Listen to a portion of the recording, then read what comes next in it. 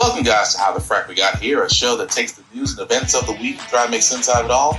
I'm your host and most Will Buchanan, and on this show, we simply are all about the facts. There are plenty of news stations out there that simply want to do anything short but inform you.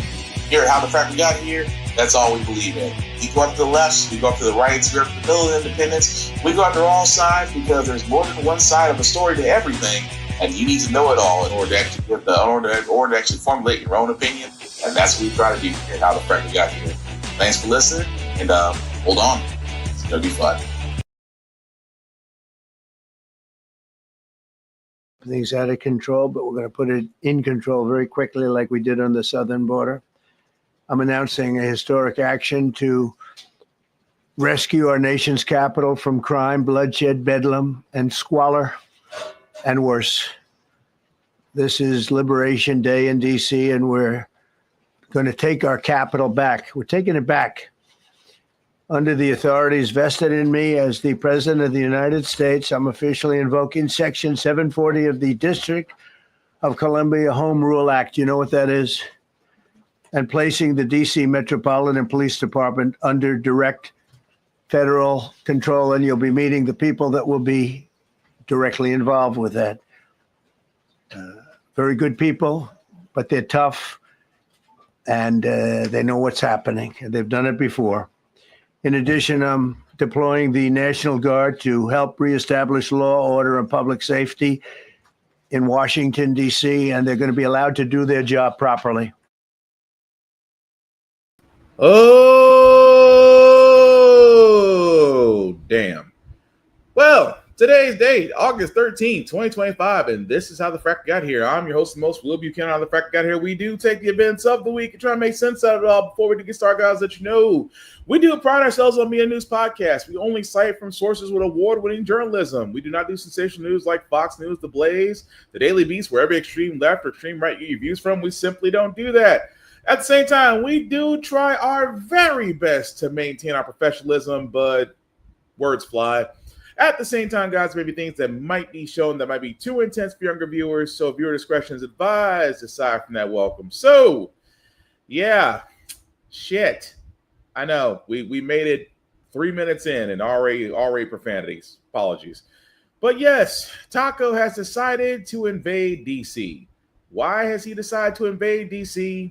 Because DC apparently he believes in his mind DC is crime-filled, bedridden, bedlam, a cornucopia of destruction, a literal wasteland, if you will. At least that's what you think. But in hindsight, this is exactly what he said. President Trump taking the dramatic step after a former member of DOJ was violently assaulted on Washington's streets last week, painting a dire picture of crime and homelessness in the Capitol. Our capital city has been overtaken by violent gangs and bloodthirsty criminals, roving mobs of wild youth, drugged out maniacs and homeless people. But D.C. police statistics show violent crime has fallen the last 2 years, including by 26% so far in 2025. And the U.S. Attorney's Office said in January, overall crime in D.C. was at a 30-year low. The head of D.C.'s police union says those statistics fail to capture the reality on the ground. That's not the reality that we feel on the streets. He says D.C.'s officers welcome short-term federal help, but need more officers and changes in local laws to make a difference. Can you fundamentally fix the crime problem in D.C. in a month? No, I don't think so. I think you certainly can make an impact on the crime that would normally occur. Now, President Trump also said yesterday he may deploy the National Guard in other cities too, but D.C.'s unique status as not part of any state gives him authorities here he wouldn't necessarily have elsewhere, at least not without a robust legal challenge if a governor opposed that action. Craig? All right. And we'll get to that momentarily. But at the same time, folks, again, all I can think of is Taco is sitting in the White House watching Fox News. Because where else would he get the idea that DC is a crime-filled, gang-ridden wasteland? Because Fox News says so. But, it's not the fact that it's a wasteland. It's the fact that a white person was attacked. And you know what? I'm going to be honest about this. I'm not trying to paint this picture, but maybe that's what we need to get actions across. Now think about it. Whenever a white person is attacked, laws get written, interactions get passed. I mean, Laken Riley, a woman who was SA'd, and next thing you know, there's an act named after her. Or in the event that a white woman basically lied about her being assaulted, and it led to the destruction of an all-black town multiple times. I'm just saying, whenever it comes to white people, it's the only time I actually ever see action. But yes, instead of a white person getting attacked, that's all it was. At the same time, like they were saying, it makes no sense. None at all to literally and figuratively bring up the fact that, oh, well, DC's crime ridden. There's thugs roaming around because they can't say what they really want to say. At the same time, the homelessness, which was new for Taco to say, but he brought that up as well. We're going to be removing homeless encampments from all over our parks, our beautiful, beautiful parks, which now a lot of people can't walk on. They've been very dirty, got a lot of problems. But we've already started that. We're moving the encampments away, trying to take care of people. Some of those people, we don't know how they even got there. Some of those people are from different countries, different parts of the world. Nobody knows who they are. They have no idea, but they're there. Getting rid of the people from underpasses and public spaces from all over the city. There are many places that they can go, and we're going to help them as much as you can help. But they'll not be allowed to turn our capital into a wasteland for the world to see. There's that word again. It's like, I love how they said, well, we don't know where all these people showed up.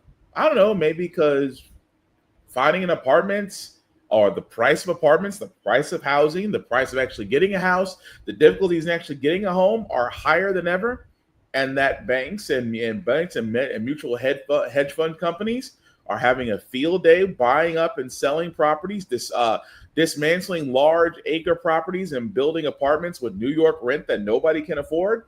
Maybe. At the same time, we don't know where all these people showed up.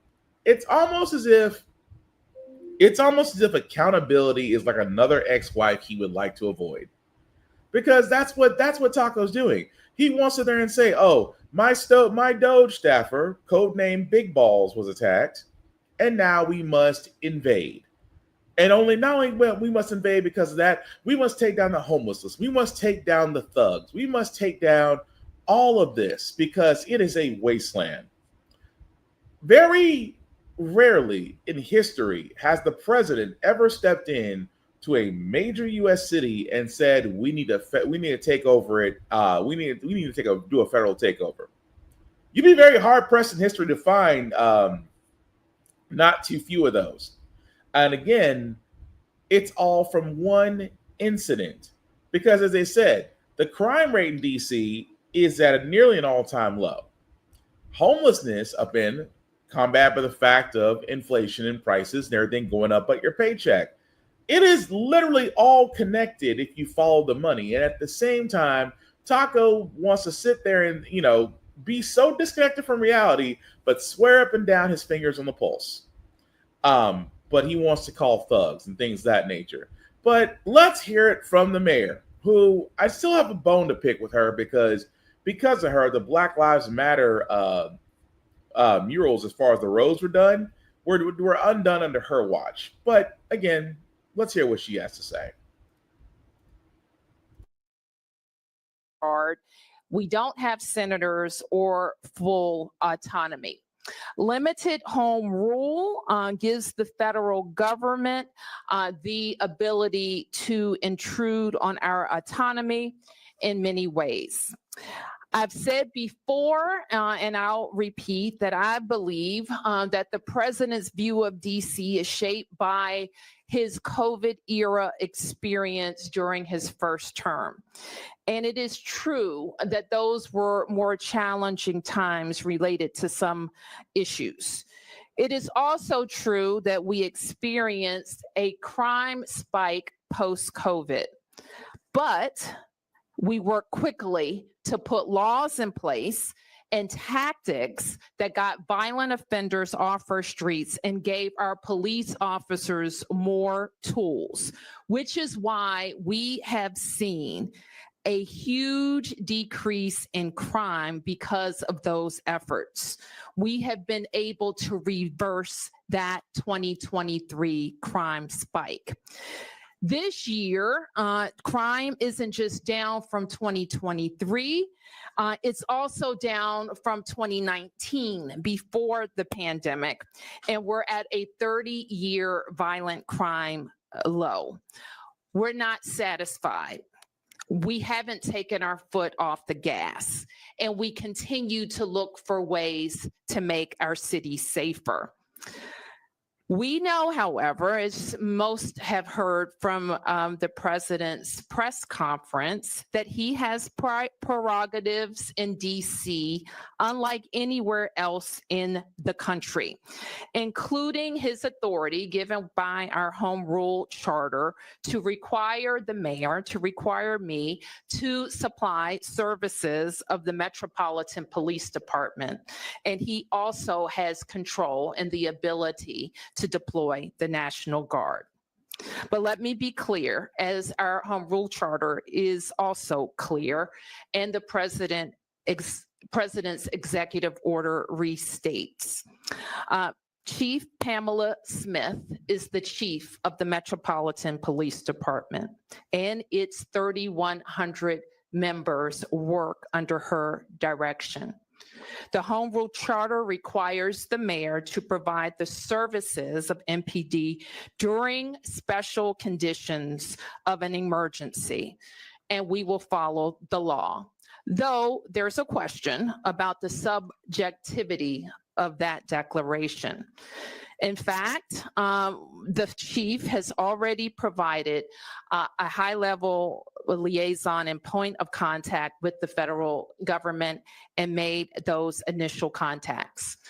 The executive order is also clear that the president has delegated his authority to make requests of us to Attorney General Pam Bondi. I have reached out to Attorney General Bondi and hope to schedule a meeting soon. My message to residents is this. We know that access to our democracy is tenuous. That is why you have heard me and many Washingtonians before me advocate for full statehood for the District of Columbia. We are American citizens. Our families go to war. We pay taxes and we uphold the responsibilities of citizenship. And while this action today is unsettling and unprecedented, I can't say that given some of the rhetoric of the past, that we're totally surprised. I can say to DC residents that we will continue to operate our government in a way that makes you proud. We will balance our budgets. We will deploy our services. Our kids are going to start school on August 25th. And we will work with the federal government to do the things that they should do for our city, including making sure that we have the judges that we need, including making sure that all federal parks are supported, not just with law enforcement, but with other clean and safe activities, and including making sure that our economy is supported by rational federal actions as it relates to the federal workforce, federal workers, and federal property. So, long story short, because she is very long-winded, didn't say what I hoped she would say. It was more like, well, we have very little autonomy, which she's right. District of Columbia doesn't operate the same way as most of the states do. They don't have senators. They don't have really a lot that the other states have. And yes, they do have to abide by certain. Regulations and laws that other states do not.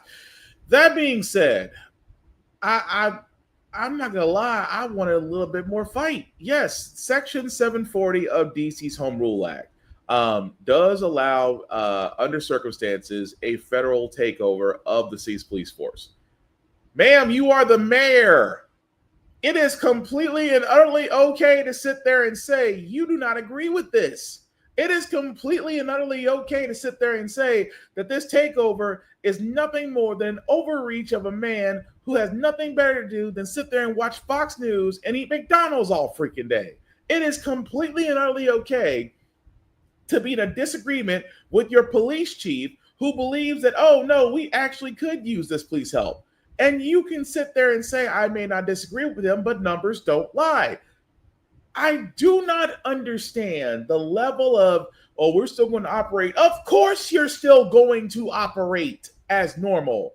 But the problem is now, not only do you have a police force who a certain commander believes this is going to be welcomed, at the same time, you will have National Guardsmen now enforcing the laws. And don't think, and please and believe, don't think for 1 second that immigration, ICE and ICE Barbie, Director of Homeland Security, Kristi Noem, is not going to try to sit there and sneak a few of her people in to do routine checks. Oh, and if you think it's stopping with illegal immigrants, Chocolate City has quite the number of diverse people. If you think for 1 second that they're just going to be targeting illegal immigrants, you are delusional. Because now, Black people, I'm going to go ahead and say it, Black people are going to be harassed. Why? Because now you have an influx of National Guardsmen, along with federal officers, along with DC police, a mayor who, for all intents and purposes, doesn't look like the fight has been knocked out of her. But at the same time, what's the point?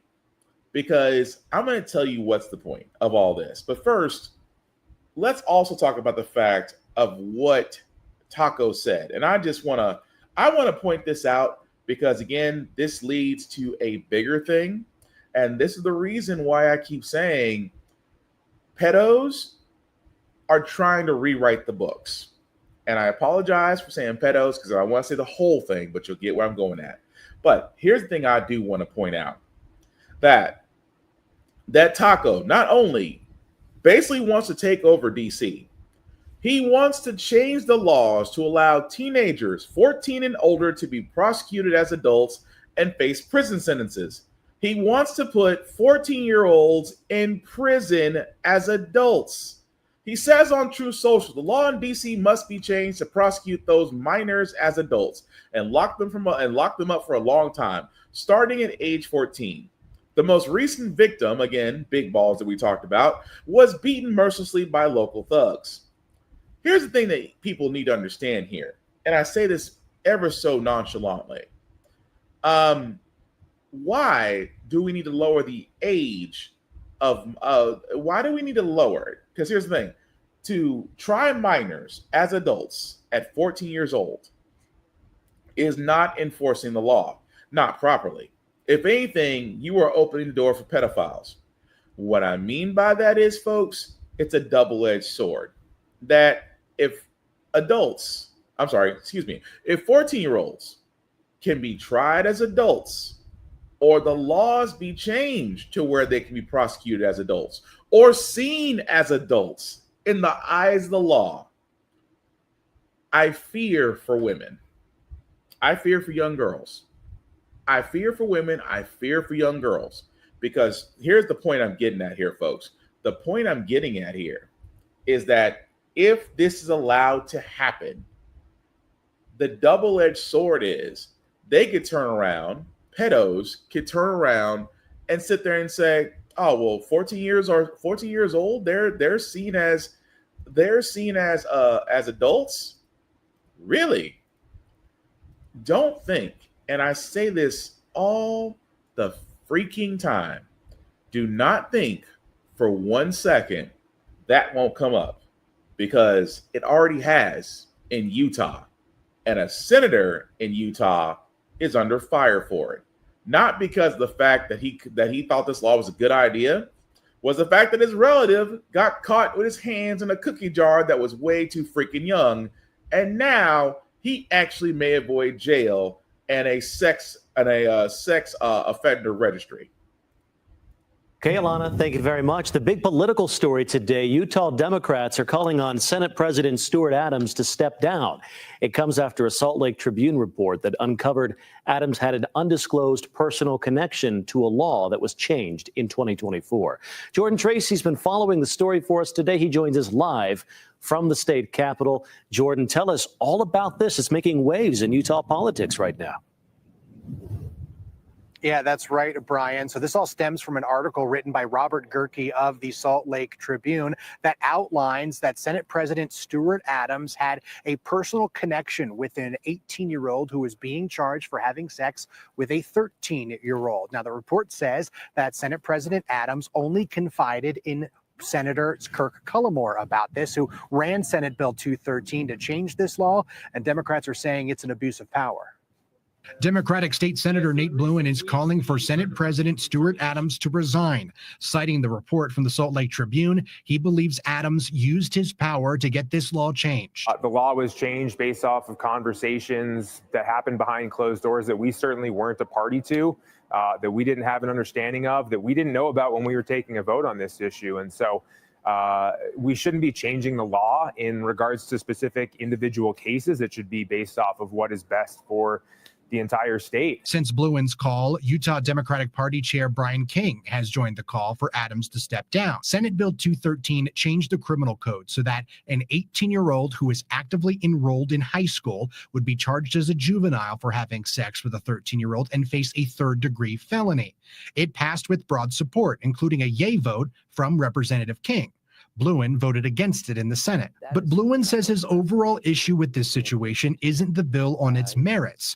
It's that Adams didn't disclose his connection to reportedly anyone other than Senator Kirk Cullimore. I think some transparency as this was going forward would have been helpful in really counteracting what we're here talking about today. If there had been an acknowledgement in the moment that this was a personal issue for someone, I think that would have probably been a whole different conversation. In the Tribune report, Adams says he didn't push for the law change and it did not impact the case he was connected to. He released a statement Friday saying, in part, Senator Nate Bluin's recent attacks exemplify misleading political grandstanding fueled by misinformation and deliberate distortions. He continued that contrary to fabricated and baseless claims, the law is not retroactive, does not alter the legal age of consent, and does not apply to incidents of rape, aggravated sexual assault, or offenses involving force, coercion, or threats. Now, Brian, you can see the full statement from Senate President Adams on our website, abc4.com. We also reached out to Senator Cullimore tonight and had not gotten a response by the time of the broadcast tonight. Now, what does Senator Bluin want to see here? Well, he wants to see an investigation of an ethics complaint, possibly, or even, as he called for Senate President Adams to step down. But there was no indication tonight that any of that will be moving forward. Reporting live, And I'm just pointing that out. This is the thing I'm getting at, folks. I'm getting at this to where what's scary, that was Utah. Now, Utah is Mormon country. Everybody's like, well, it's Mormons. Yeah, I know. Mormons didn't believe black people didn't exist until the year 2000 or plus. But anyway, the point I'm getting at is that they tried to pass this law. And I just want to point this out for a second. I want to point this out. In a law, the final passage of this law, 67 yeas, 4 nays, and then foreclosed. Now, I can go down the line of everybody there that literally should be put on the list, but the point I'm getting at here is that we've seen what Taco is trying to do. This is just a tidbit of what could happen if they decide to turn around and start treating 14-year-olds like adults or lower. And like I said, not the fact that they want to lock up black men, because that's always been their plan. And it's always been the correctional pipeline's plan. because this is $1 billion business. CCA is here in Nashville. I can tell you off the bat, the correctional industry is a $1 billion business that loves to tax the state for how many people it holds in its prisons. You don't think for 1 second that the CCA or the correctional industry is not looking at this and going, payday. Or the fact you have pedos out there looking at this and going, are we validating the fact that we actually might get what we want with 13 and 14 and dare I say younger? Because that's what Taco and his Republican people want to. They want to open that door. And I'm not saying, well, there's probably pedos on the Democratic side too. It's the fact that some people do say that makes me cringe. At the same time, needs to be put on a list. Because there's something that should be done with pedos, and I can't say it on this podcast, but let's just say it travels a whole lot faster and it has multiple friends. I'll leave that interpretation however you will. But the other reason why I said I was coming back to this, and I said DC is not the only state, because this whole thing with DC is an experiment. They what Taco and his administration are trying to see is what they can get away with, because he doesn't like the fact that everybody doesn't see him as the dictator romantic he chooses him. He makes himself to be. The fact that you have Democratic governors, senators, and representatives all fighting him at different levels, he's trying to figure out a way, how can he use his position and his influence and his loyalists to take over? DC is just an experiment. At the same time, he's trying to see if he can actually establish his own militia to take over states. Enter the Maryland governor, who is already in front of us and saying, hell no. But thank you so much for being here with me tonight. It's such a joy to be with you. Thanks, Jen. Well, let me just start. I mean, today I tried to give an overview of what we're looking at in the nation's capital, how it could impact other cities. Today, the Washington Post reported that the Trump administration is considering creating what they are calling a reaction force, it's quite a name, of hundreds of National Guard troops that they could deploy into any American city within hours. I think people are familiar with your bio, but just to remind people, you're a veteran of the Army and the Army Reserve. You're also Commander-in-Chief of the state's National Guard, of course, as governor. What do you make of the National Guard being deployed, not just to Washington, D.C., but potentially to other American cities like this? Yeah, I'm proud to be the 63rd governor of the state of Maryland, but I'm humbled to be the commander-in-chief of the Maryland National Guard. And it's something that I do take very seriously as someone who has led soldiers in combat. I understand the gravity of what it means when you're asking these men and women to put themselves in harm's way, when you're asking their families to trust the decisions that are being made by those in charge, that the mission is both going to be mission critical and also mission aligned. And so I want to be very crystal clear to anyone who is listening. I will not authorize the usage of the Maryland National Guard for any mission that I do not deem to be mission critical or mission aligned. If there wants to be a real conversation about how to have public safety inside of our cities, just take a look at what we've been doing here in the state of Maryland over the past 2.5 years. Because the year before I became the governor, that Baltimore City averaged almost a homicide a day. Now, in 2.5 years, the last time the violent crime rate was this low in Baltimore City, I was not born yet.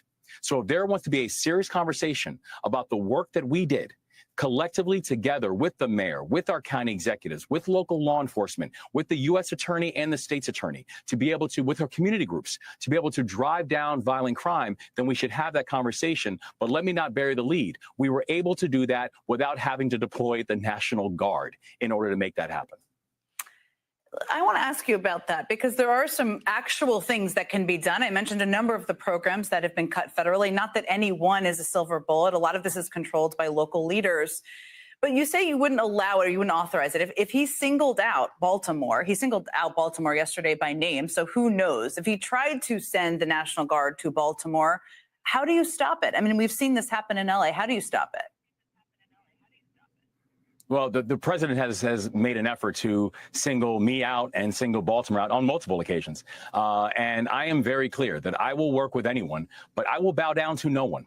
And I understand where my constitutional authority begins, and I understand where my constitutional authority allows me to do. And as the commander-in-chief of the Maryland National Guard, I have the sole responsibility and the sole honor of being able to determine how, when, and why the Maryland National Guard is utilized. And it's something that I've done since I've been the governor. When we have had natural disasters, when we've watched historic floods in Western Maryland, where we had our National Guard on standby, when we've had members of the Maryland National Guard who are currently deployed overseas, I understand the gravity of the decision that goes into when, where, and how you utilize members of the National Guard.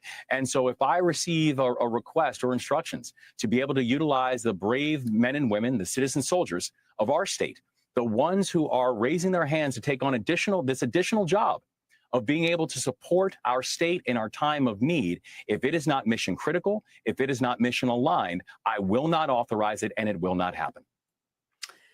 Trump also name-checked. He name-checked Baltimore. He name-checked a number of other cities: Chicago, Oakland, Los Angeles, New York City. I just mentioned this. I mean, one of the things, there are a lot those cities have in common. They're led by Democratic mayors. They also have black mayors. I called this out, but what do you make of that? I think there's another thing that that goes in common, is that these are places that the president has not spent time walking the streets. That's like true. I have. The president has not walked the streets of Baltimore like I have, like I do on a regular basis. The president does not know Baltimoreans like I do. The president does not know the progress that we have made in Baltimore City like I do. He just continues to use it as a trope.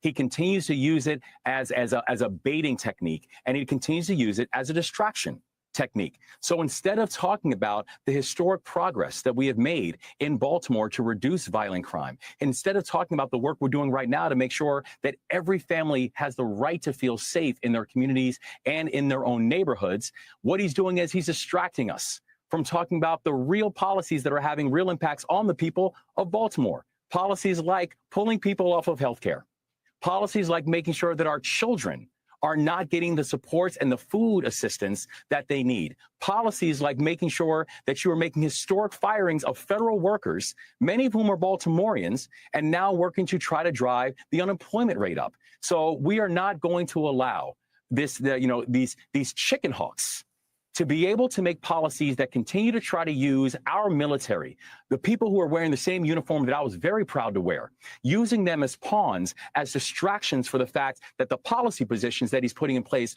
are not working and are actually hurting real people. I agree with you. It's a distraction. It's more than that, which I think you would agree. So I got to leave it right there because, like I said, it goes more into this. But again, that's just one governor of Maryland, and he's saying what I hoped he would say. Literally, Maryland Governor Wes Moore. All I needed him to say, hell no, I will not authorize it. I will fight this man at every turn. Now, I admit, again, DC, they're limited in what they can do. But you are not limited in fighting back. You are not. But there is also one thing to consider as well, and I hate to point this out, but the reason why Taco is able to get away with this, and I hate to say it, but there is an overwhelming support of napkins that would welcome the police force.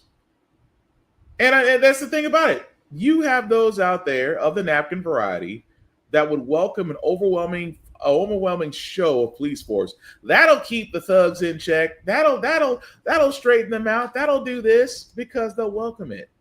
They see overwhelming police numbers as safety, when really they don't. Really, their safety is our oppression, is what it is, and that's why for a lot of what's happening in DC, it's allowed. More than likely, it's actually welcomed by those same folks. But again, it's not DC is an experiment. They're trying to see what other states and cities they can get away with. And don't think for 1 second he won't try California. Taco hates Governor Newsom out there. Gavin Newsom. He hates Gavin Newsom out there. He hates Gavin. He hates that man with a passion. Do not think for 1 second he will not try to take California. Do not think for 1 second he won't take a shot at Los Angeles, Sacramento, San Francisco. He will look at a foothold in California and say, or come up with some BS excuse, some BS excuse to where he believes that he needs to take over. But again, with Gavin out there in California, Mr. Moore in Maryland, again, it helps when you actually show fighting versus just spitting policy to save your job. That's what we don't need. But again, we'll follow the story as it continues. But I will say this before we get on to the next bit of what Taco's getting into. National Guard officers, you guys do realize that you do not, above all else, don't have to follow these orders. Yes, you are sworn to defend and uphold the Constitution, but you are also sworn to defend the people. And you can willfully disobey orders that contradict the Constitution. Yes, the president is the commander-in-chief. He is not a king. He is not a dictator. Sometimes you have to get in good trouble and disobey orders because, honestly, it is not worth being the forefront, being the quote-unquote proverbial wall that the shit hits on because a person told you to stand there. I'm just saying. But move right along, guys, because again, the Corporation for Public Broadcasting, we did cover this last week, did say that because of their $1.1 billion funding that they will be winding down operations, which again makes me sad. There are multiple shows that have come from the Corporation for Public Broadcasting. NPR also comes from the Corporation for Public Broadcasting. It has served millions, if not billions of Americans. Vast generations can remember different shows that they used to watch that come from the Corporation for Public Broadcasting. But again, it is sad because Taco won the ballroom. And instead of kids getting, free lunch like they should, because, kids need to eat, instead of us getting the educational programming, because Taco saw PBS as indoctrination, let me explain what real indoctrination is. And the reason why I say that, guys, is because not too long ago, Taco and his administration had partnered with PragerU. And they're sitting there saying, and this is one of the things, the White House had, this is being posted on Twitter, the White House's preferred alternative to PBS, PragerU, a non-profit organization that specializes in creating right-learning educational short videos for adults and children. It may already be in countless classrooms. I can tell you from the bat, it's already in private religious schools' classrooms. Yes, understand what I just said. Private religious schools, classrooms. PragerU is already there. At the same time, right-leaning, I love how they don't say right-wing, right-leaning educational short videos for adults and children that Taco wants to push forward as his alternative to PBS. And for all those that don't know PragerU, we covered this a couple of years ago. Let me explain this in two videos. This one video from PragerU, bear with me, it's 5 minutes, explains a history of slavery from white people's favorite black person that's about to be as close to Uncle Ruckus from this side of Omarosa with a little bit of Candace Wright, with a little bit of bed winching. Let's just call it what it is. Closest I'll get to calling her a B, but she's really a C.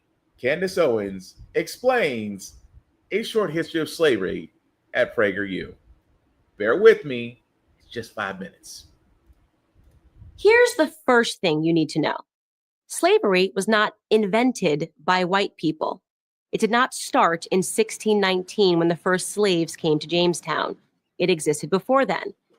It did not start in 1492 when Columbus discovered the New World. In fact, when the intrepid explorer landed in the Bahamas, the native Taino tribe hoped that he would help them defeat their aggressive neighbors, the Caribs. The Caribs enslaved the Taino and, on occasion, served them for dinner. Slavery existed in Africa, Asia, and the Middle East. The word slave actually comes from the Slavs of Eastern Europe. Millions of them, all white by the way, were captured and enslaved by Muslims in the 9th century and later by the Ottoman Turks. Slavery existed when the Roman Empire controlled the Mediterranean and most of Europe from the 1st through the 5th centuries. Slavery existed when Alexander the Great conquered Persia in the 4th century BC. It was so common that Aristotle simply considered it natural. The slave master model was just how the world operated in the great philosopher's day. Slavery existed during the time of the ancient Egyptians 5,000 years ago. As far back as we can go in human history, we find slavery. As renowned historian John Steele Gordon notes from time immemorial, slaves were a major item of commerce. As much as a third of the population of the ancient world was enslaved. Here's the second thing you need to know. White people were the first to formally put an end to slavery. In 1833, Britain was the first country in the history of the world to pass a Slavery Abolition Act. They were quickly followed by France, who in 1848 abolished slavery in her many colonies. Then, of course, came the 13th Amendment in the United States Constitution. After centuries of human slavery, white men led the world in putting an end to the abhorrent practice. That includes the 300,000 Union soldiers, overwhelmingly white, who died during the Civil War. Now, am I saying that this makes white people better than anyone else? Of course not. My purpose here is to simply tell the truth, and the truth is that human history is complicated. No one, regardless of skin color, stands guiltless. Yet today we are never told to consider the murderous Persian Empire or the cannibalism of indigenous tribes of North and South America or the heinous actions under the imperialistic Muslim, Chinese, Mongol, or Japanese empires, to name just a few. Instead, we're told that slavery is a white phenomenon. And like all persistent lies, this lie spawns a bunch of other lies. On social media, I come across extraordinary depictions about how Africans lived like pharaohs before Europeans came and laid waste to their paradise. I wish any of this were true, but it's not. It's a fantasy. The truth is that Africans were sold into slavery by other Black Africans, and in many cases, sold for items as trivial as gin and mirrors. Whites didn't go into the interior and round up the natives. They waited on the coast for their Black partners to bring them Black bodies. The stark reality is that our lives had very little value to our ancestors. Here's the third thing you need to know. If you think slavery is a relic of the past, you're wrong. There are some 700,000 slaves in Africa today, right now.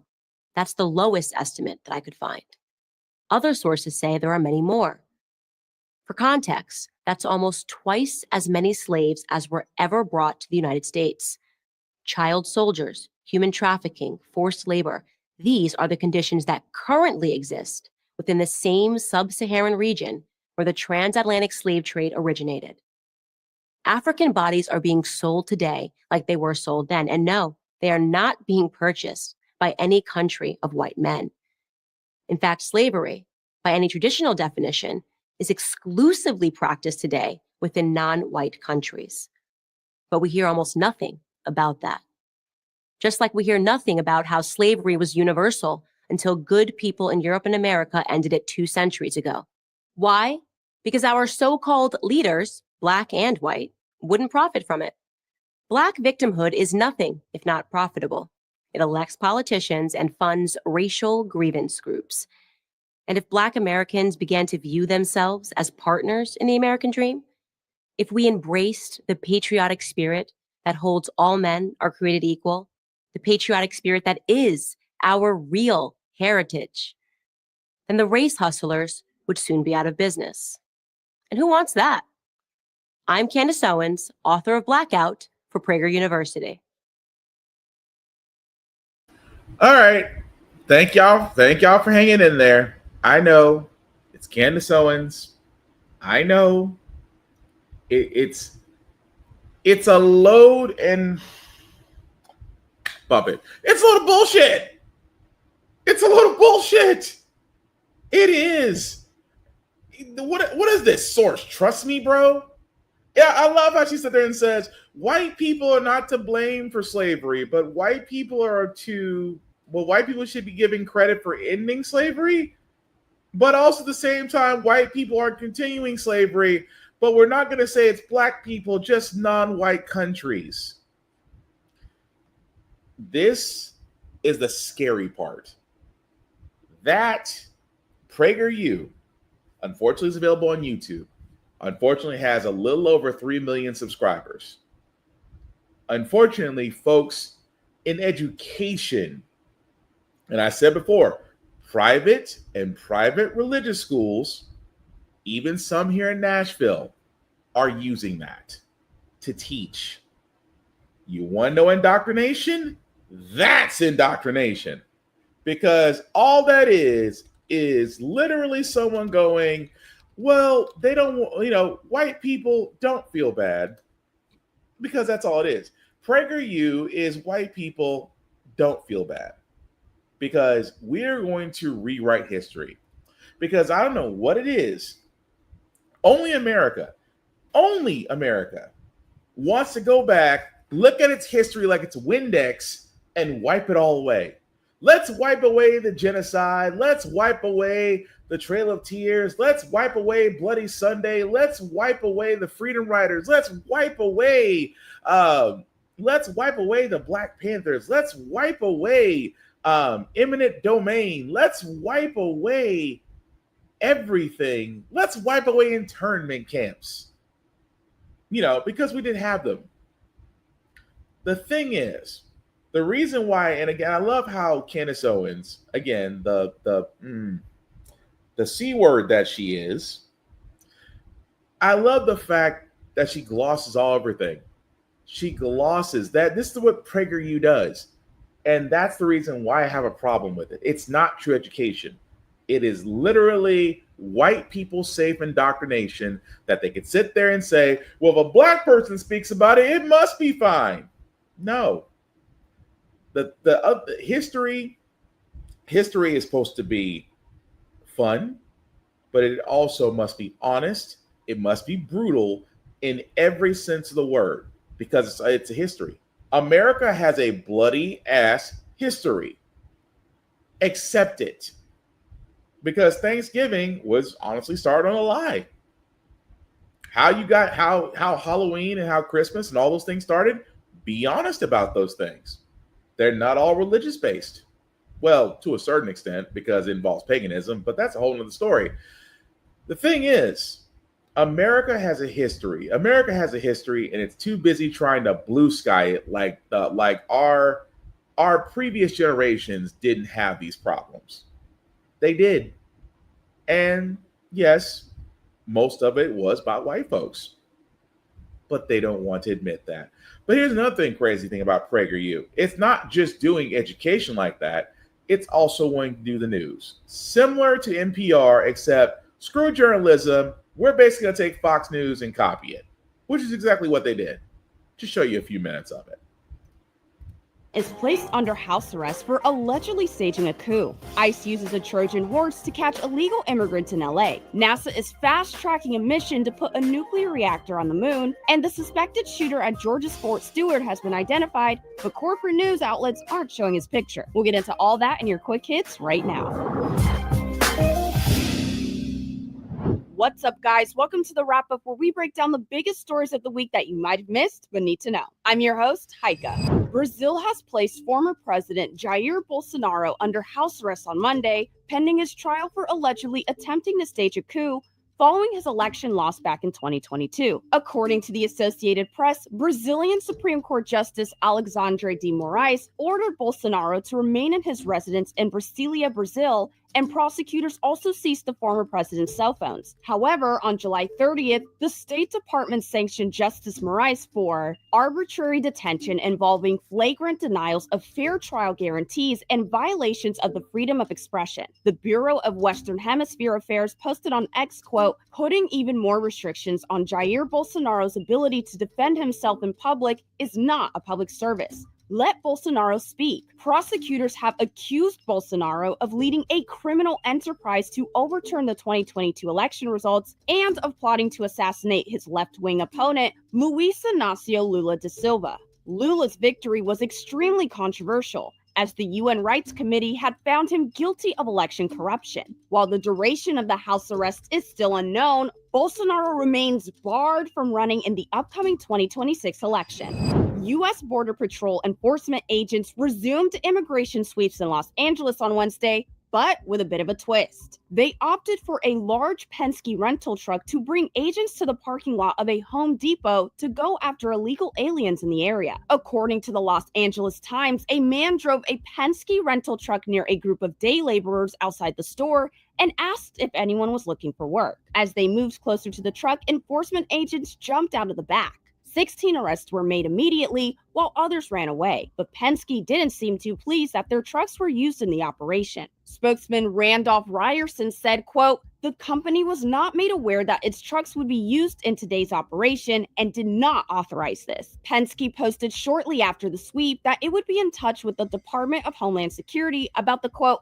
"improper use of its vehicles in the future." But the Department of Homeland Security got the last word, responding to Penske with a media report of 58 illegal aliens being smuggled inside a Penske truck, which garnered zero response from the company. DHS wrote, quote, "Silence speaks volumes."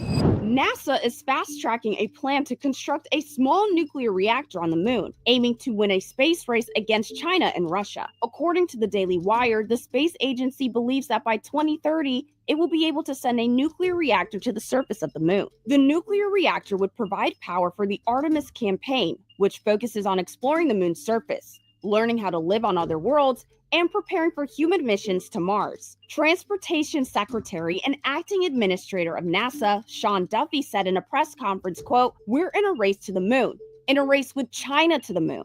And to have a base on the moon, we need energy. The lunar reactor." So I'm just going to stop it right there because it's literally a load of bullshit. I apologize. I'm trying not to really cuss as much, but that's their news. NPR was non-biased, report the facts as they are, and can cite with sources. PragerU is Fox News with a different name.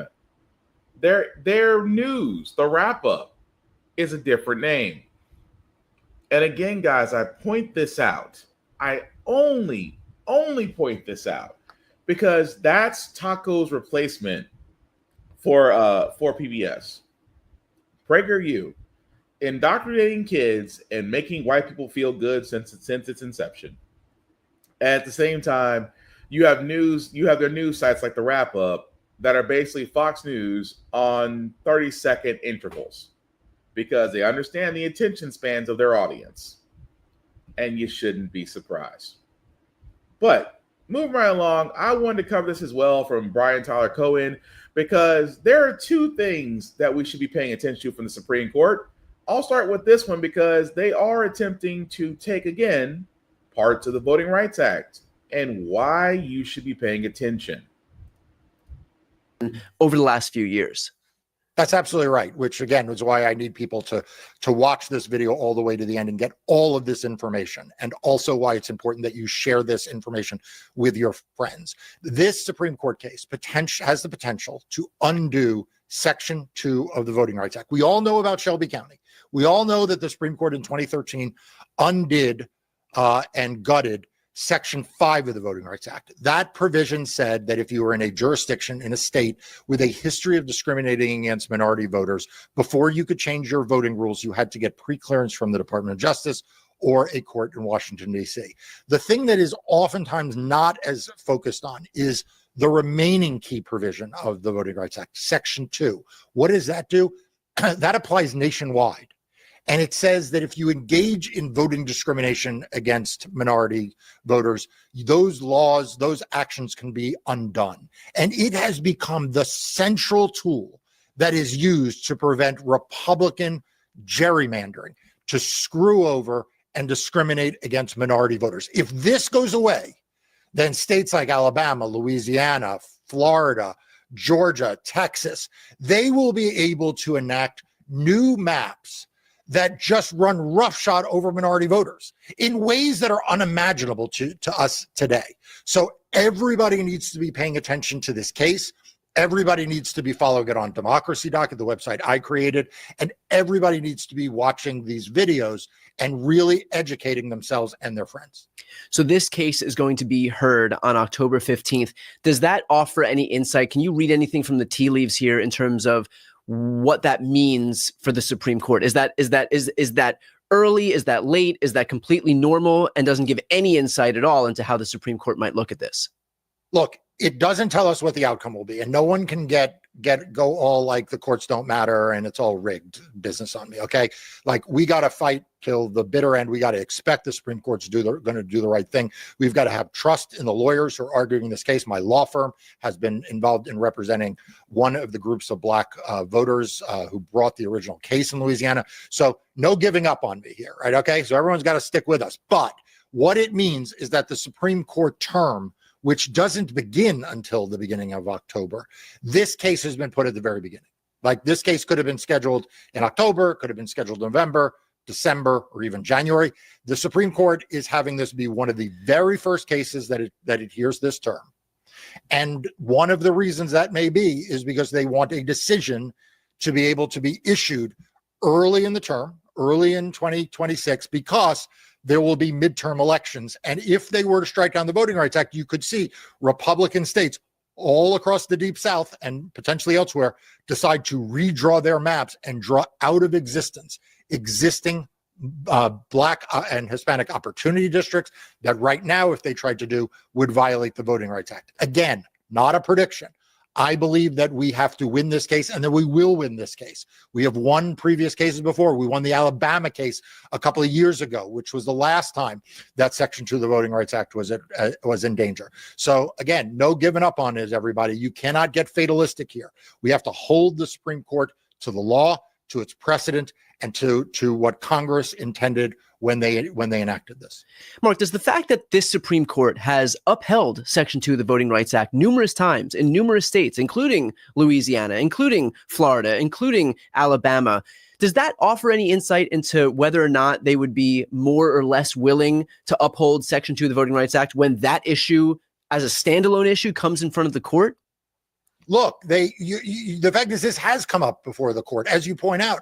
Like you listed some of the states that the current composition of the Supreme Court has decided. But honestly, the amendments to Section 2 that sort of have set the basic framework that we all operate under were put in place in 1982 under Ronald Reagan. Yeah. And conservative Supreme Courts ever since, and yes, we have had conservative Supreme Courts ever since, they have all, in one form or another, reaffirmed Section 2 of the Voting Rights Act, applied Section 2 of the Voting Rights Act, struck down actions that violate Section 2 of the Voting Rights Act. I mean, this is as close as you get to well-settled law that has not just existed, but has been over and over and over again applied to a variety of districting and district maps over the course of decades. And for the U.S. Supreme Court to decide now, somehow, that, you know, it no longer is necessary because times have changed, you know, there's no longer a need for it, or whatever excuse they would have, is simply inexcusable. And we cannot allow that to happen. We cannot give in to that as an inevitability. We have to hold the Supreme Court to those precedent and assume that in the end, they will, as they did in Alabama, they will do the right thing and Section 2 will survive. And that's the thing that also needs to be apparent, very, very, very apparent, because we talked about this last week. Remember the redistricting in Texas that you're trying to do? The fact that they can't, Texas Republicans want to redraw the district maps because they got their marching orders from Taco. Taco needs a 5 additional Republican seats to hold a supermajority there in Texas. And the fact that Texas Democrats said deuces, because they know that without them, they cannot break the quorum. And why Governor Wheels Abbott is doing everything he can to try to make them come back. Well, it's that simple, folks. Republicans realize they fucked up. The midterms are next year. Republicans know the only seat that is safe next year, unfortunately, is Tacos. And JD Vance. We know whenever he gets back from our vacation from him doing practically nothing as the vice president. But the Senate and the House, those seats are up for grabs. Republicans are nervous because they pushed this big, beautiful BS of a bill, and people don't like it. People don't like Taco and his immigration policies right now. People don't like paying more in grocery stores or at the pump or for just things in general. People don't like watching their 401k shrink while rich people are literally bringing in record profits in a post-pandemic era. It's not looking too good for Republicans. So they know there is a chance that they may actually lose the House and the Senate next year. And if it is, as some predicted, if the Democrats ever get their shit together, is a completely blue House and a completely blue Senate, that means Taco's going to have a whole lot of problems on his hands.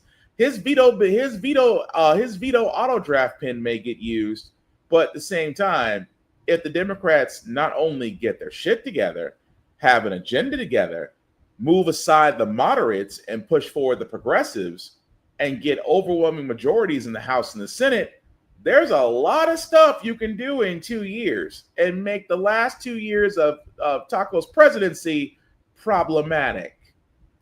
But that's the fear. So what are Republicans going to do? Oh, we're gonna push the goalposts. We're gonna change the rules. We're gonna redistrict. We're gonna do this. We're gonna go to every spot that we have a foothold in and make it a majority. Because that's what Texas is trying to do. California, again, the governor, Governor Gavin himself has already sat there and said, if you guys try to pull what you do in Texas, we'll do it here in California. The governor of Illinois has turned around and sat there and said, we'll do the same thing here. So here's the thing, and I'm just going to point this out. Even if Texas decides to go a supermajority of conservatives, California, Illinois, New York, all those areas where there's a massive influx of electoral college votes, if you want to see them go completely Democrat, that could pretty much be your presidency right there. Again, redistricting, guys. Gerrymandering is not a new thing. It's supposed to happen every couple of years as the population grows to account for everybody to be counted and represented well. The fact that Republicans are seeing the writing on the wall, and so is Taco, means they're panicking. That's why this case with the Supreme Court is monumental, because they're trying to dissect the Voting Rights Act in the same sense they dissected the college acceptance from the college acceptance from the actual other act. They literally and figuratively sat there and said affirmative action. Oh, let's remove the college acceptance from that. And everybody didn't think that would affect them. But not forgetting that within that college acceptance of affirmative action, there's a little thing called DEI, to which Fox News and every conservative person, I know it's not the word I want to say, every conservative person with a podcast or a following all trounced DEI, saying it was a new CRT, that we didn't want this. So what happened? The positions got removed. People who were considered DEI hires lost their jobs. So you had corporations like Target and Walmart removing DEI programs, things of that nature. And again, nobody didn't think removing one thing would lead to a cascade of others. The same thing can happen for the Voting Rights Act. That if this one section is removed, do not think for 1 second an avalanche of consequences will not follow, because it will.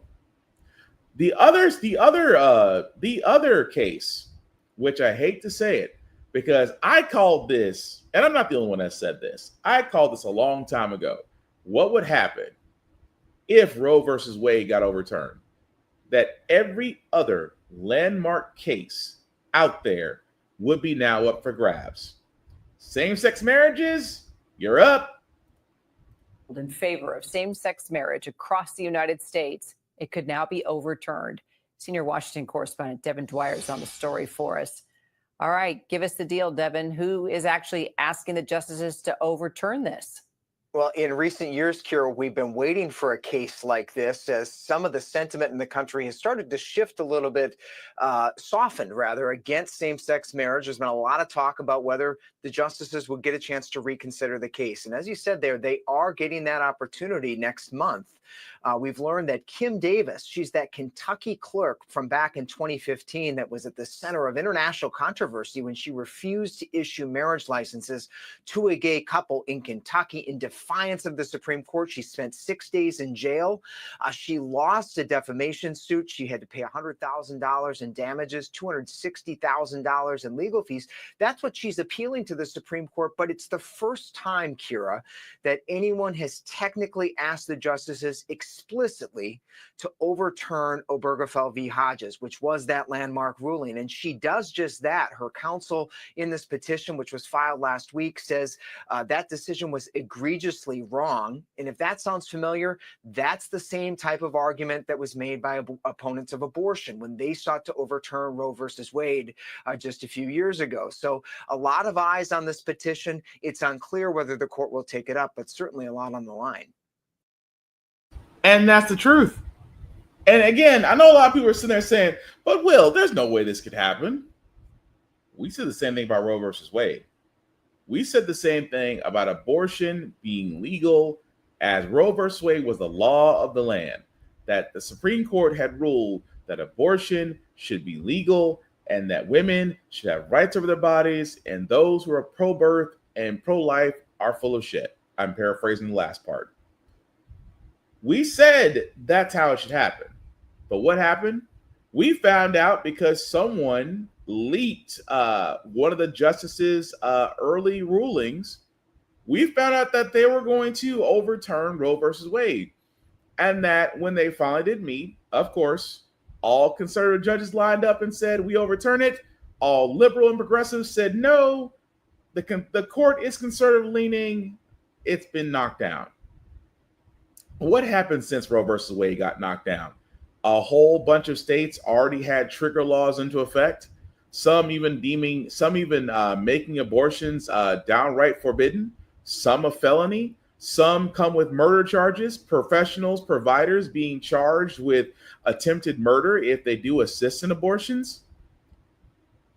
That was, again, we just got through saying what happens when you strike down or overrule a Supreme Court decision. What happens? That happens.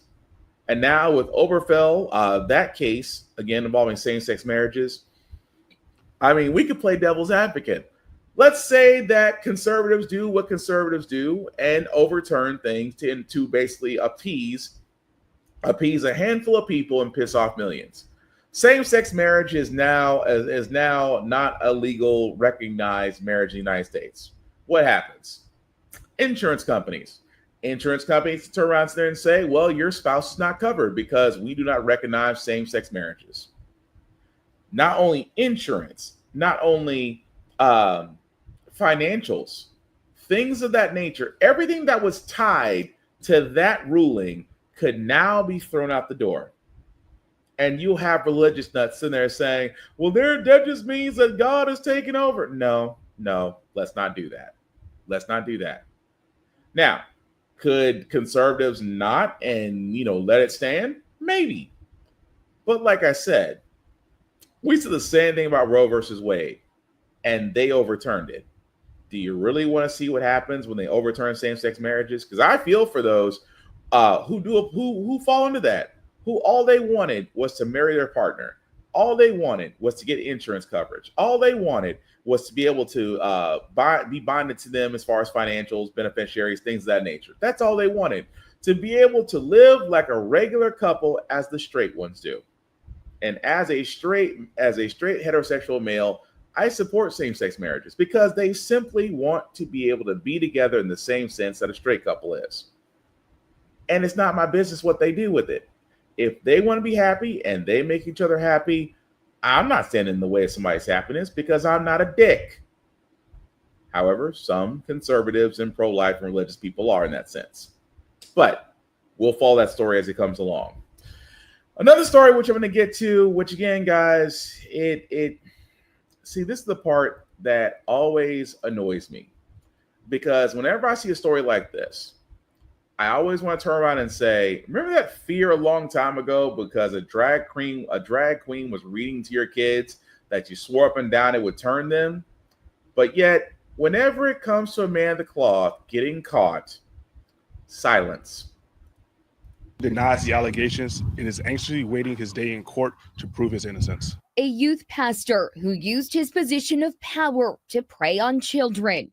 That's how 52-year-old Thomas Pinkerton is described in court Thursday. He's facing 24 counts related to child sexual abuse offenses. So far, 7 men have come forward, 6 of which say the abuse took place in Baltimore County from 2006 to 2010 while he was a youth pastor at Central Christian Church, taking place at both the church and his home. The survivors were 12 to 17 years old at the time. Thursday, Pinkerton went before a judge for his bail review hearing after being extradited from his home in Georgia to here in Maryland. The judge deciding that he will continue to be held behind bars with no bond, determining that he is both a flight risk and a danger to public safety. That decision stems from new charging documents, where survivors detail a pattern of behavior with those Pinkerton deemed his favorites, including massages, hand-holding, hugging, wrestling, and kissing, before some describe it as escalating into sexual molestation. They say he would groom them, fostering a spiritual father-son relationship with young men, telling them, quote, that this was between them, not to tell anyone, and that it could destroy Pinkerton. Survivors say he would have boys sleep with him on mission trips, other times making children strip down as a gesture of, quote, serving. One victim says, quote, the kisses made him feel uncomfortable and sick. The abuse allegedly continued until Pinkerton left to begin his own ministry. Right now, another investigation is underway in Georgia for similar accusations. He's been in Georgia. He has a family in Georgia, a wife and 3 children. He's actually a member of pastor of a church down in Georgia. Pinkerton's attorney tells 11 News he is no longer with that church. In a statement, Central Christian calls the news, quote, deeply heartbreaking, stating the church is fully cooperating with the investigation. A preliminary hearing is set for September. In Baltimore County. So I'll say it once, and I'll say it again. It's amazing that of all these stories, I've never heard of a drag queen being caught with a child in a manner that is outside of education. Oh, but drag queen, oh, they might get turned. A drag queen weaning to your child, they might turn them to the LGBTQ plus community. Oh, tragic. And yet not one story. Not one story of a drag queen doing what a supposed man of God does.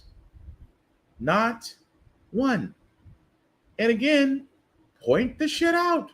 I will sit here all day and go story for story. I can show you Republicans, whether it's senators or representatives, caught with certain items that would be on this side of a Law and Order episode. Men, supposedly religious men, religious leaders in the church, caught with children in a manner that, again, would be on a Law and Order episode. But you know what you never see in these stories? Drag queens. I have yet to see a drag queen be literally in the same sentence as harming a child. And yet, when we dropped that story not so long ago, oh, well, I just don't feel comfortable with a drag queen reading to my child. Some of y'all take your children to Predators every Sunday and don't even freaking know it. But I digress. But again, we'll follow that story because, as it always has been, follow the money. Always, above all else. But also, you cannot always assume because they're a man of God or religious or spiritual that you don't think for 1 second they ain't nothing but a predator in sheep's clothing. And I guarantee some people at the church knew it. But a couple more story, guys, before we get to our feel-good segment. I keep saying this all the time because if you guys are in the job market and you're trying to find jobs that AI is a problem, well, because companies are using AI a little too freaking much. That brings us to this week's edition of a segment we call In This Economy. How about this one? Artificial intelligence is having a major impact on the job market, specifically upending entry-level roles for recent college grads. Analysts tell ABC News AI could replace or reorient entry-level jobs with computer-based work more vulnerable than manual labor. Laura Ulrich joins me now for more. She's the Economic Research Director at Indeed. Laura, always a pleasure. Thank you for joining us. Okay, so there are recent grads who are tuning in. They're watching us right now, and they are worried, all right? So I got to know, what are your top 5 tips for new grads dealing with this complicated job market? Yeah, Ike, so great to be here. And I have to tell you, I've thought so much about this, not only because I'm an economist that spends a lot of time thinking about labor, but also because I'm actually the mother of a 2025 college grad. So I've been living through some of this on a personal level too. You know, my top tip would be that you got to start somewhere. Make sure to cast a wide net. You don't have to go into a job that's exactly the major that you planned on. And if you need new skills, go out and get them.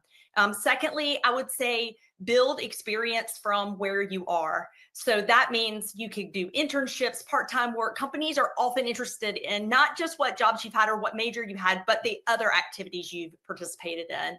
Also hone your network. You know, you never know. You go out and have a cup of coffee tomorrow. That could be a job offer down the line. So take the connections that you have and build upon those.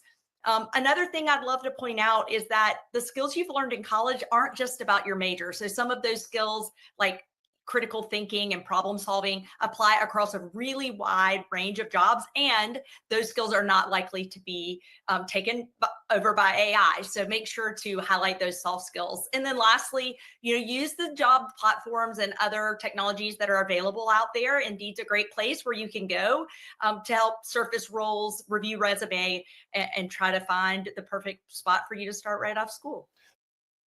So here's why I stop it. Because, yeah, you could do those things. But at the same time, why are we not addressing the elephant in the room? Companies are using AI. Now, as a tech person, I hate AI. I do. Not because I think that AI will eventually get sentient and actually take over and enslave the human race like Skynet. I am saying that companies using AI are going to replace jobs. I said it a long time ago, and I stand here vindicated. Why? Because companies are trying to cut corners. They're trying to save money everywhere, but still trying to pad profits. If you have an AI program that can literally do the job of 10 people, would you hire 10 people? Would you buy the AI program? A lot of companies will buy the AI program. At the same time, look at the companies, they're saying, well, we're saving so much money and not having to train individuals. We're saving so much money and not having to hire base level, that the fact of employee retention costs and leaving costs, we don't have to worry about those things now. That is a temporary measure. Why? Because again, for the job market, for people going into college, as some new students do start college if they haven't already. Whereas kids who have graduated, college students who have graduated, trying to find jobs may find it difficult right now. Even in the field of IT, where IT has a massive need for a lot of positions filled, but yet companies using AI to sort out resumes, using AI to do certain positions, I think that is a bubble that will eventually burst, because eventually you are going to need to have human eyes on it. Now, she is right. You know, you could do some things to alleviate that. But again, we're not addressing the elephant in the room. The overuse of AI is going to lead to a lack of good jobs. And therefore, you're going to have a good size amount of a workforce without a job. But again, there's always trades, there's always this, but it is kind of disheartening to basically go through education, be certified in what you do, only to find out that the area that you want to go into doesn't have a lot of openings. But for all those graduates, please keep your head up. Please keep digging. And again, it's my hope that things do turn around. But at the same time, I kind of hope AI dies too, but that's not happening anytime soon. But before I get to the main part of what I want to talk about today, we can say that Trump now finally found his stooge for the Bureau of Labor Statistics. To tell you about. The president announced a little bit ago that he's going to nominate economist E.J. Antony from the Heritage Foundation to lead the Bureau of Labor Statistics. Now, this comes after Donald Trump fired the last BLS commissioner earlier this month after the latest data showed that the job growth had been a lot weaker than previously reported. Trump claimed those numbers were, quote, rigged, but offered no proof to back that up. If Antony does indeed get the job, he'll have to be confirmed by the Senate. So, ladies and gentlemen, again, this is the scary part. What the scary part is about that individual, he comes from the Heritage Foundation. The Heritage Foundation, which again is a PAC that did fund Trump during his run. And that person they pointed out is a known tinfoil hat conspiracist. And all I can sit there and say about this situation is that the former head of the BLS, all she did was present the numbers. Numbers don't lie. And the BLS does not have a partisan, does not have a party to be loyal to. It serves Congress. And the only thing that they did was serve Taco the truth. Taco didn't like it, swore it was being used against him. And like every other senile and every other senile napkin that think the world is out to get him, thinks that she's there to derail him. So what did he do? He fired her and now brought on a loyalist. Because again, Taco has learned.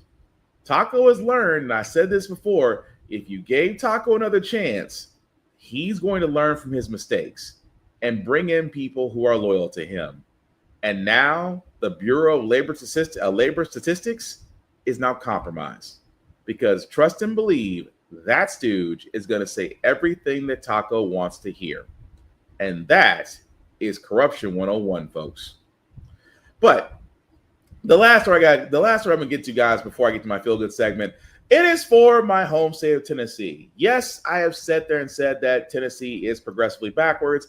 I have sat there and said that these people will vote against their own interests and yet vote conservative every year because they believe the amount of bullshit these people do be telling them. I have sat there and said that the Tennessee State Legislature, because Speaker of the House Sexton, who is a douche, has went more of his way to welcome rich people and billionaires and corporations and give Tennessee tax dollars and get nothing back in return except kickbacks.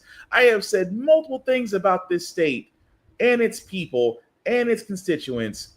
And I keep saying, this is the one time I really, really, really want you to hear me. Marsha Blackburn has now put her name in the ring to run for governor. Let's play her ad first before I explain the many reasons why this bitch should not be elected.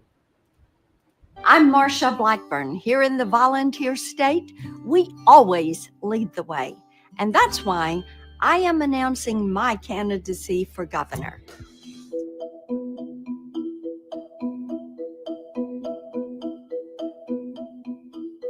I love Tennessee. I believe in Tennesseans.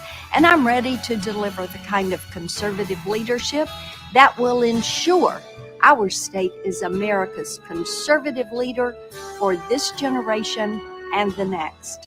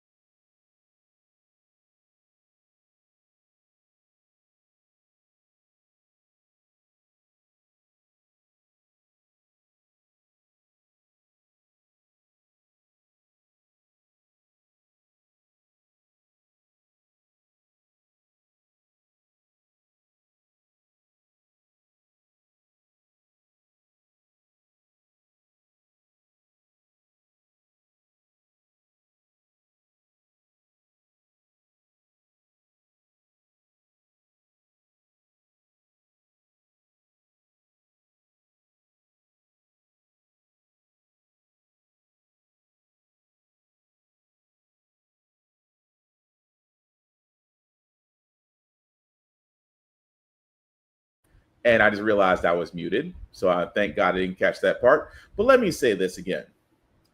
For all those that are wondering, hell no to Blackburn. Hell no. I cannot stress that enough. Hell no. That also being said, because she has done nothing for the state, I want to point out some things, some issue positions, because I do believe in forming people. I fully believe in that. But this is being taken directly from Vote Smart, to which they have tried their best to get positions from the candidates on. And I want to point this out about Marsha Blackburn for all those that don't know.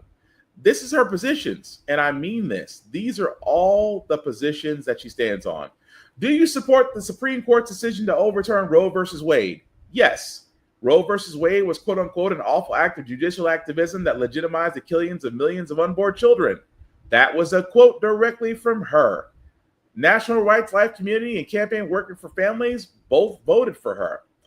On the subject of budget spending and taxes, do you support expanding federal funding to support social safety net programs such as Social Security and Medicare? Unknown.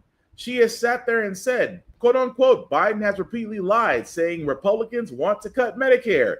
Oh, how we found out that was true. Another one, do you support a decrease in income taxes in order to balance the budget? Yes. Let me try this again. Do you support a decrease in income taxes in order to balance the budget? She says yes. In the Tennessee State Senate, she led the fight against the state income tax because we almost did get one, which again was shot down. She voted for President Trump's tax reform package, you know, the one that we're now seeing the permanent effects of, or we'll see it soon. She fights an effort to raise taxes and committed to making our tax code simple. She's done nothing of the sort. But that's the quote that she does, which I love that they always say, we must cut spending and lower taxes, to where, again, she voted in favor of the Tax Cuts and Jobs Act in 2017. For all those that don't know, that was Trump's tax cuts. Do you support a wealth tax in order to pay for public programs? No. In Tennessee, we know better than to raise new taxes that run people out of our state. When will Democrats learn to leave our constituents alone? Meanwhile, everybody's moving to Nashville because of that, bringing their salaries along with it.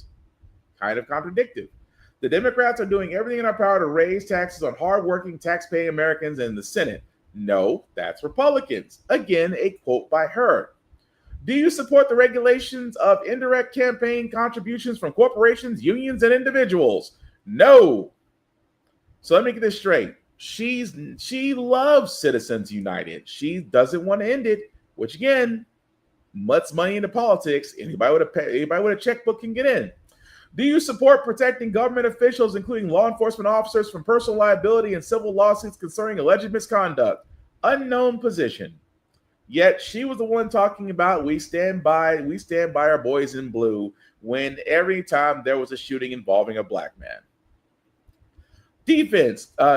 Do you support increasing defense spending? Yes, because she talks about communist China's nuclear-capable hypersonic missile test was just another step to achieving its goal of global domination. Yet the Biden administration decreased our defense budget. Ma'am, you are a senator in Tennessee. Why the frack do you care about China? Just pointing that out. Economy. Do you support federal spending as a means of promoting economic growth? No. She still wants to cut spending. From where? Considering the fact that she has raised taxes in Tennessee and voted for it. Let's do another one.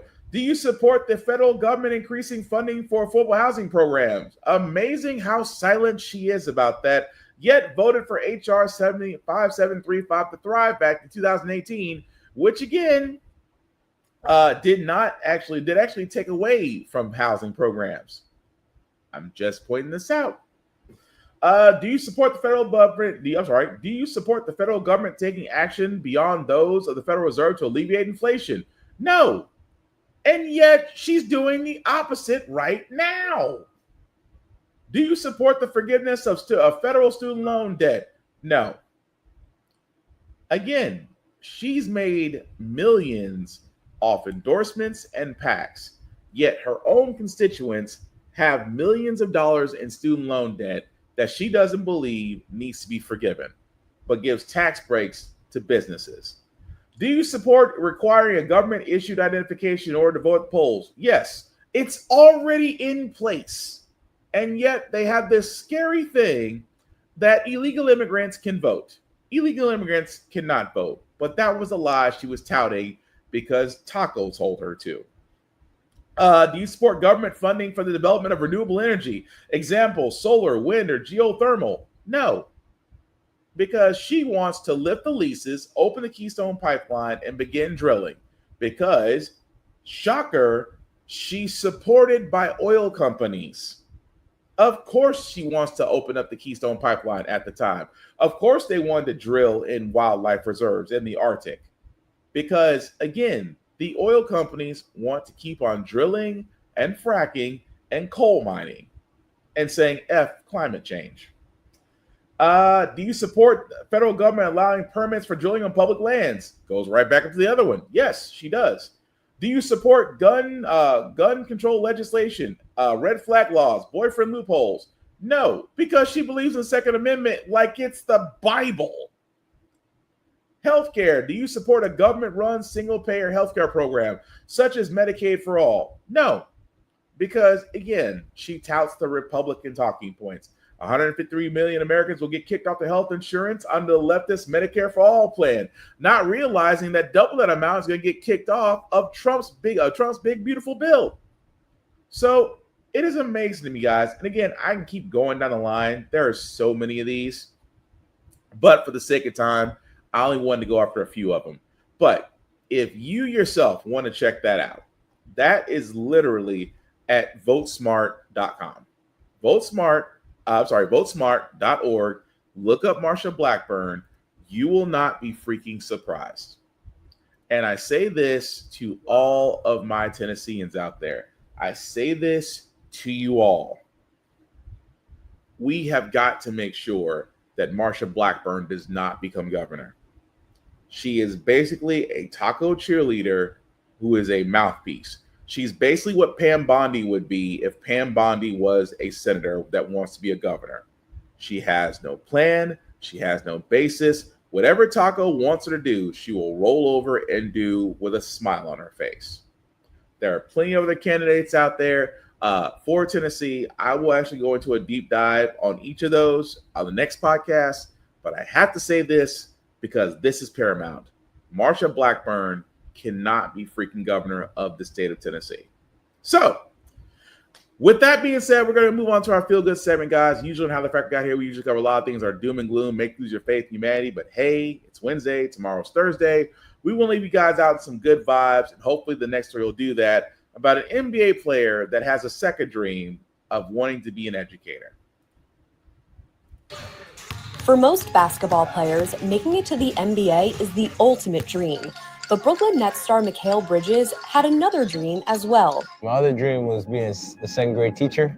I think just helping kids has always been a big thing of mine. Why second grade? Because I loved second grade when I was young. I feel like that was one of the years I really remember, and just having a great year at a great teacher named Miss Porter. And I just feel like I always loved second grade. Miss Porter inspired Mikal to follow that dream, and he got to do that this March at PS 134 in Brooklyn, where he got to work as a teacher for a day. You guys ready for number 2? The Nets got in around 1:30 a.m. the night before after beating the Cleveland Cavaliers 120-101. The player had a long night, but he was committed to teaching those kids. You passed. And their energy kind of just was like, what got me going so fast. Like, they just was excited, and they were teaching me on a little xylophone. I don't know what I was doing with the little, what the teacher was teaching. And kids next to me was like pointing at the board, like, follow that. I'm like, oh, and I was like, oh, okay, that makes sense. So thanks, guys. Woo! He also went to recess and lunch, and he taught his favorite class, math, where perhaps his inclination for teaching others began. Math came easy to me. I feel like I was probably one of the smartest math kids in our class. So I was never like, somebody get it wrong and I'm like, oh, you don't know math, but like I'll try to teach them, but this is how I learned it, and it's pretty simple to me this way. Just think it this way, you know? Mikal practices free throw shots on Monday. He gets 25 free throw shots. He practices on Tuesday and gets 10 more free throw shots. How many free throw shots did he get on Tuesday?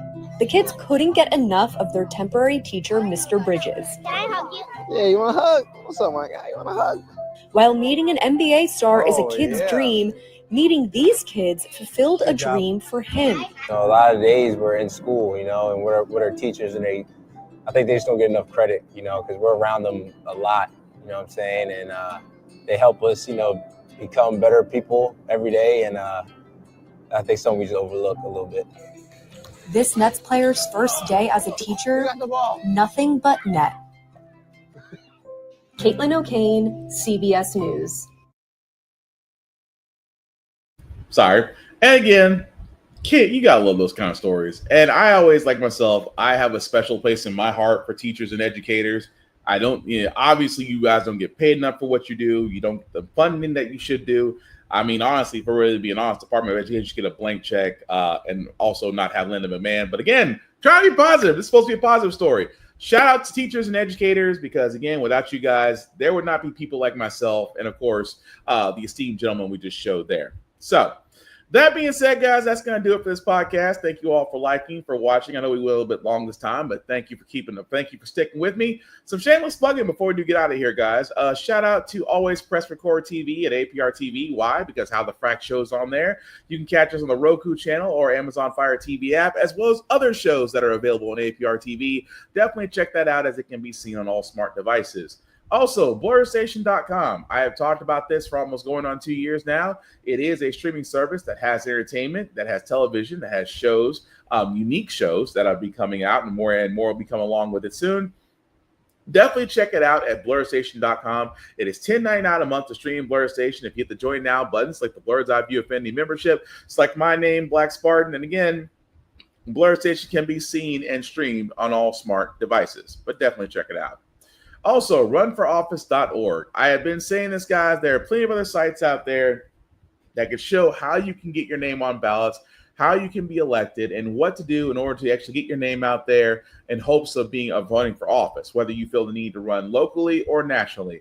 Run for Office can definitely help you do that, guys. And I keep saying, if the crazy ones, if the tinfoil hats can do it, so can we. And in this day and age, guys, it is becoming ever so apparent that now we need more people in action. Now we need more people, not just for the federal offices, but for the locals, for the states. My home state, Tennessee, specifically Nashville, our legislation is so effing corrupted by Sexton and the other ones that I wish there were more people like Justin Pearson and Justin Jones and other ones that have come forward that, again, really can help turn the situation around in Tennessee.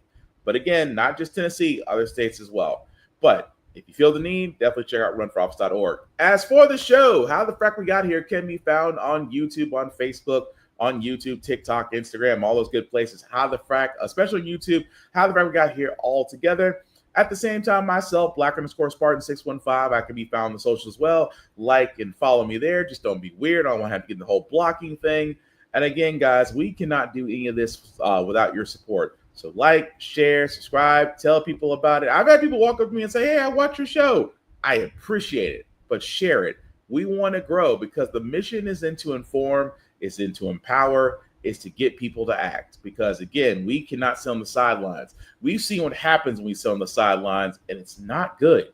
At the same time, you do not want Taco a third time. People are finding that out. And again, you all drag us around for the find out part. And again, the Republicans are panicking for the midterms. Democrats, time to pull your shit together and don't wait till next year to do something. That's all I'm saying. But the last thing I'll say about the Frack out here, it's all about staying informed. We are not trying to reinvent the wheel. We are simply giving you all the information, allow you to make up your own mind.